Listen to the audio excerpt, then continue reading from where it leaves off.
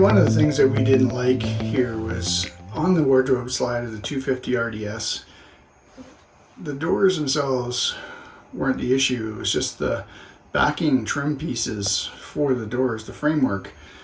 They were pretty thick, so it allowed you really not much access at all to the wardrobe slide. So long story short of it is, Debbie, my wife, has taken out the doors and the trim work, and I am just reframing it. We're going to put open shelves in here with lips for baskets.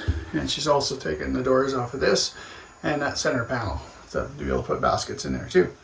So we will show you the finished product. All right, the shelves are in. There's still some little nail hole filling to do, and of course the staining has to happen.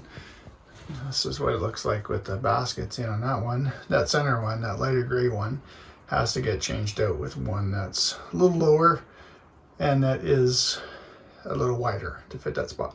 Managed to get the stain finished there and put the baskets back, so that turned out pretty nice. We really prefer that over the doors. There's much more storage. So another thing we got completed was these baskets. We removed those two bars and Debbie found baskets that fit in here. We quite like it. Big improvement from what it was for us anyways. Let us know in the comments what you think.